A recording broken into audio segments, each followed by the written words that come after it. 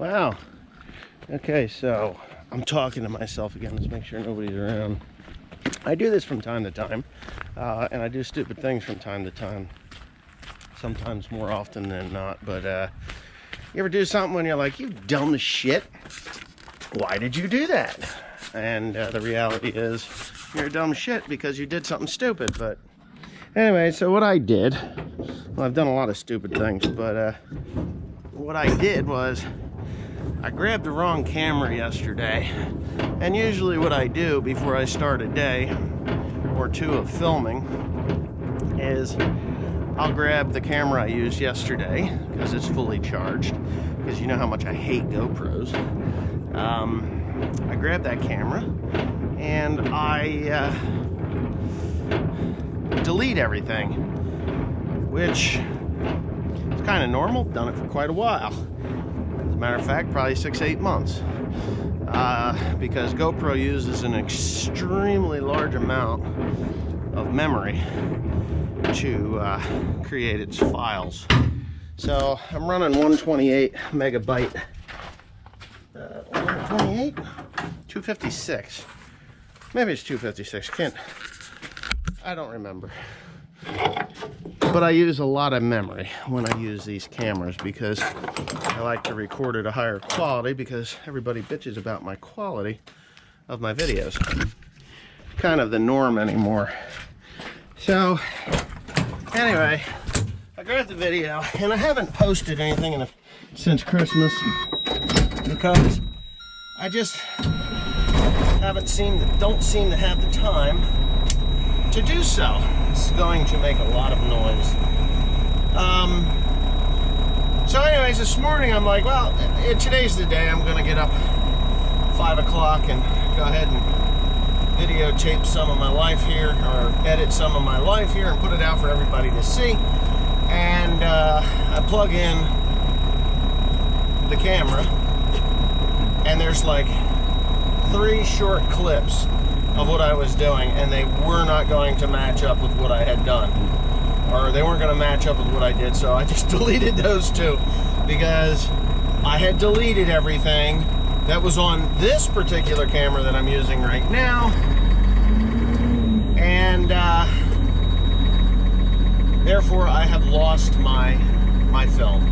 So you didn't get anything. So today on the list of things to do is I have to replace the brake chambers on this truck. They're brake pods, as we call them. They're 30s. I believe they're 30s. They might be 36s, but I got 30s. I'm going to double, triple check before I throw these on here, because this truck does not stop as well as it should. And it's funny because the maxis are on the front axle. This was a fleet truck at one time. The maxis are on the front axle, and on the back axle they're just pods, you know, single action brake chambers, which, you know, no big deal, whatever, you just deal with what you got, right? So anyway, I was thinking about putting maxis on, but I thought there's no benefit to the maxi, to putting maxis on it, other than when I'm parked on a hill, but I'm not parked on a hill, so life is good. Anyway, so I bought them this morning, and down at the local auto parts store, they generally have some of these things floating around there for guys like me. So I bought them, and now I'm going to slide out from under that trailer. There she be. And of course, that is the auto shifter. It's just bitching at me. There, what's that? I raised the ES end of it up so I got some room under there. It's still telling me I got low air, but it's no big deal. So I'm just gonna slowly drive my truck over there, and I'm gonna put open up the doors to the shop. I'm going to pull it in. I'm not gonna back it in, and I'm going to service this thing properly. I had the boys service it the other day, and I was thoroughly disappointed in the job that they did, because I got under there and I thought, you know what, that wasn't very good. Why is that thing around like that? Anyways, that's just road dirt. So anyway, so this is what I've got.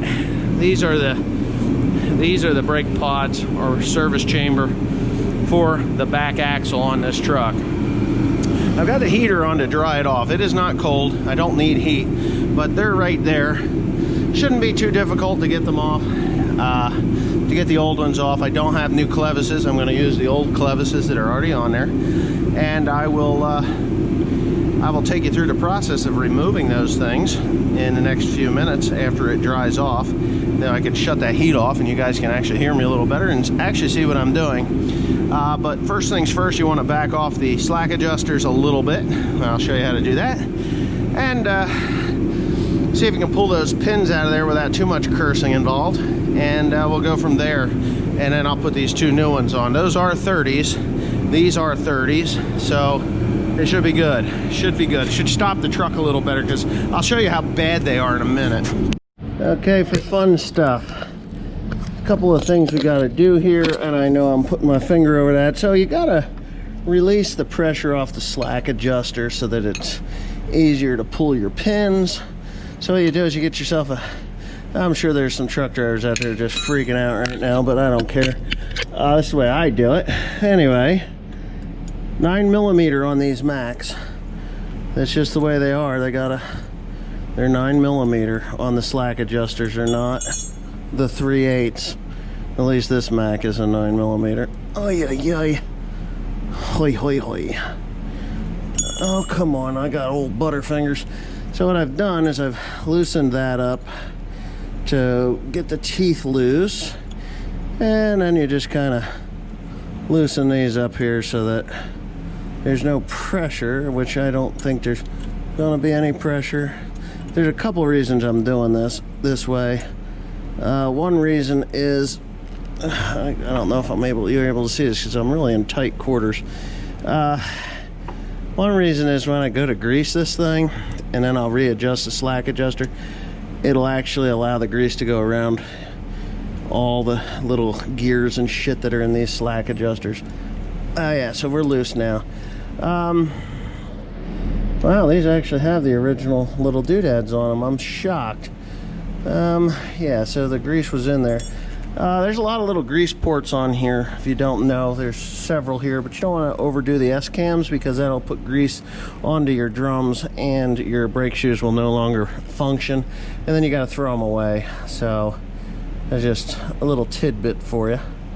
Tidbit. Wow, what the hell have we got here? I need to figure this one out.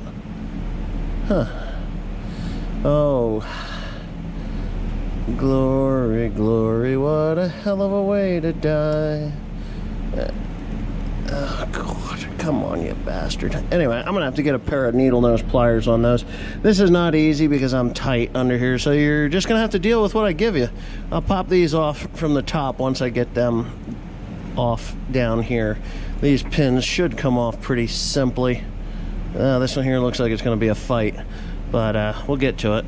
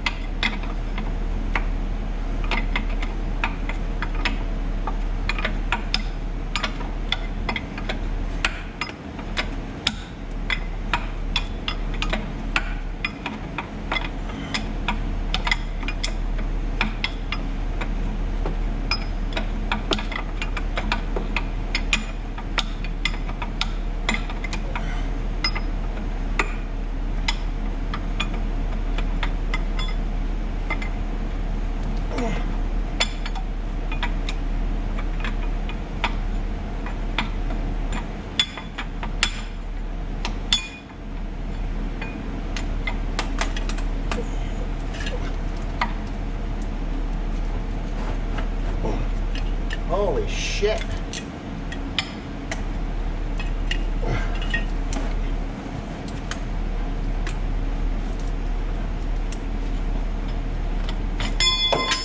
The teeth if you let it.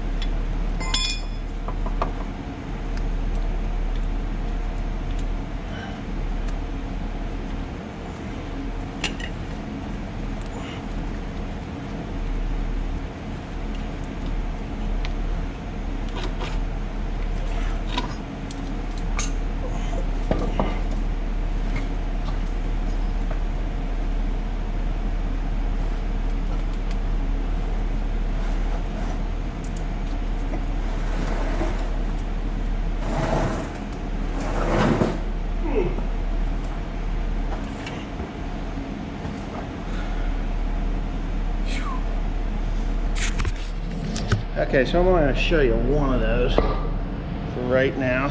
This one actually doesn't look terrible, but it is. It's all crusty, coming apart. This isn't terrible. I'll show you the other one when I do get it out, but this one ain't great. They start to rot here, and this one here is out of whack. So what I'm going to do is I'm going to go ahead and pop this clevis off of here, and I'm going to cut that to the right length, which looks to me as though it's only like, you know, 2 or 3 inches, but I'll get that off of there and I'll show you how that goes. Oh, and on another note, this is to all you people that use PB Blaster and WD-40, including the company PB Blaster and WD-40. Stick your product up your ass. Right? I see they have all kinds of products out there. You know, it's like, oh, use this for this job and that for the other job and the other thing for another job. This stuff I've just recently been introduced to, and I am more than blown away as to the efficiency of this stuff and the power of this stuff, and how it just goes right through those threads. It don't matter how tight it is, it makes that all wet, and they backed right off. You saw me do it. Yeah, and they're just rusty and crusty. So I was quite pleased with Freeall. So if Freeall, the fine folks at Freeall, ever wanted to send me a few free bottles of that stuff, I'll endorse that product, because I believe in it. That stuff works, and it takes a lot for me to say that. Oh, got some other things here. Here's a starter motor out of a 1941 Ford. Oy, I'm just taking chuck you right there because I'm getting a new Bendix. I need a new Bendix. That one's bad. Reorganizing the bolt bins. That's Grant's winter job. Grant will be, he's getting there. He's got a lot to do. Got a whole bunch of bolts and stuff up there that need to come down and get put where they belong. And he's got these pretty well cleaned out. And yeah, so I'm gonna go through and order all the bolts that I actually need to go into those bins, so that it's a whole lot easier to be dealing with the bolt situation. Anyway, I'll shut up now and get that clevis off of there and start cutting the new one.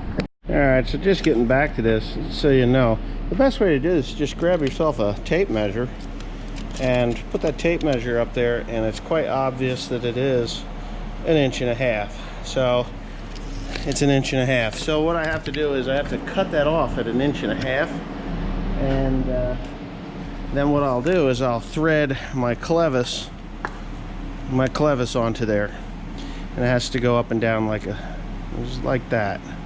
Goes like that at 1.5 inches. You don't want any of this threaded rod to stick out past the clevis, because that allows it to rust. And then when you go to take your clevis off the next time, you can't. So you want all that thread in there, and I will be using a little bit of grease on those threads just to ensure that it stays solid on there on the jam nut. So that jam nut, what you do is I took a screwdriver and a 15/16 and I broke the jam nut free. I used Freol on that. As you can see it's shiny in there. That is wet. That stuff just goes right through those threads. It's amazing, and it works really well. Probably better than anything I've ever used. I know it's better than anything I've ever used. And yeah, so you don't want it to be sticking out through there where it can corrode and rot and become a major problem where you have to buy a new clevis, because these little bastards can be an issue. There's so many different types of brake pods and slack adjusters that you may not get the right one ever, and then you have to go back to the old manual slack adjuster because you can't get this part. It's a pain in the ass. But anyways, that's just the deal there. So I'm gonna go get my cutting wheel, my grinder, my angle grinder, and I'm just gonna get the new one and I'm gonna cut that sucker off right where I need it to be, and you can watch that. So what I've done is I've run the nut down to the 1.5" mark, and just to prove it, I'll take my tape measure, and I'm actually a little bit too far down. There, that's 1.5". So what I'll do is I'll cut just slightly ahead of this thing, because I'm gonna have to round that edge over so that I can thread it on. So once I start cutting that, I'll just wind that nut back if it doesn't do it all by itself. I'll wind that nut back a little bit so that I can just make a clean cut without nicking that thing, because that is the jam nut. And I'm going to try, I don't have my safety squints on, so I guess I could probably almost survive this. Okay, so what you want to do is you want to wind that sucker back away from you so that it doesn't come back and pinch that blade. Don't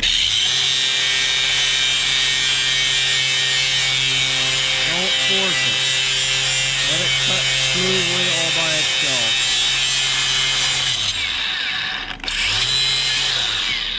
There you go. I've been told that I do this wrong every time. Say I don't think I do it wrong. I just think I do it my way.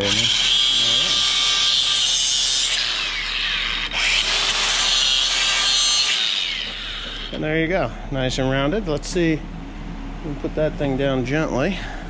Let's see what happens when I wind that out. It's gonna make it a little bit tight. Nope, not at all. That actually worked out really good. I'm not gonna take it all the way off because I may end up with a little bit of a problem. So here's my clevis. I'm going to come over here where I have some very special grease. It's actually a graphite type of a grease. It was brought here by Carl, my former driver. A few good things that he did. Some stuff that I'd like to smack him in the head for, but for the most part, that grease was one of the better things that he had done. So this is how we do this. So what I'm gonna do is I'm gonna bring that right to the brink of the end of the clevis, which is right where it's at now. See how nice and level that is? Right across there. And I'll take my jammity jam nut. I'll set you all back up there.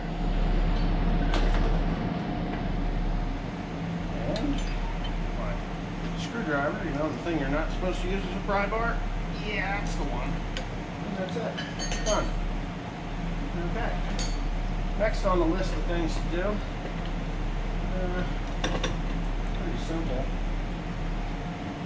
Be careful, you don't want to really clamp too much on those.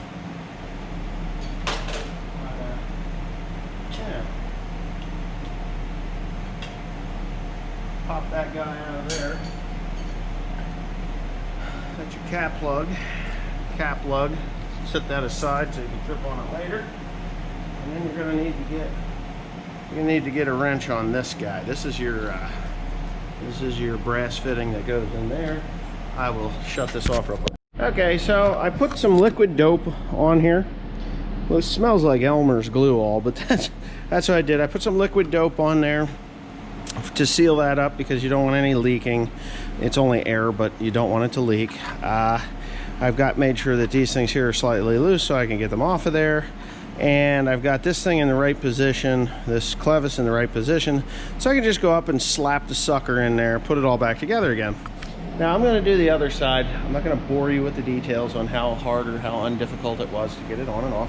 And when I'm done, I will show you exactly what I saw, which caused me to want to replace these. I know there's a lot of people say, oh, you can just rebuild those. Well, yeah, I could probably have gotten away with rebuilding that one, but they're like 20 bucks, you know, it's like stupid. So $18 or $20, what do you want to spend? I just want it to work, and I want Lewis to be safe in the truck, so that's why I'm replacing the whole thing. Anyway, I'm going to go ahead and do that, and we'll give him a test. Okay, so this is what I saw when I went to replace or to adjust the brakes on this truck. Let me take it over here. They, you know, to be quite honest with you, it should still work, but I don't know that it did. I really don't. I guess I could put air to it real quick and see. Let's see if it worked, right? So if you don't know how one of these things works, it's just basically, it's air pressure on a diaphragm, and that diaphragm pushes on that rod. And there you go, Bob's your uncle, you know, that's it. It puts pressure on the thing. Ooh. And Fanny's your auntie, isn't that what they say? Bob's your uncle and Fanny's your auntie. It worked. So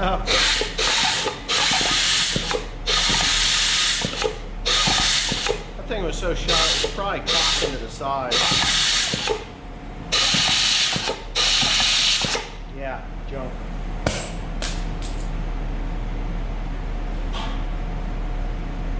So any little bit of friction that you have, like if that thing is cocking to the side, which probably shouldn't have been, or if there's any flexing, like here, if this was flexing side to side, which I could almost guarantee you it was, because it's all rotted out. I mean, that thing is just absolute junk.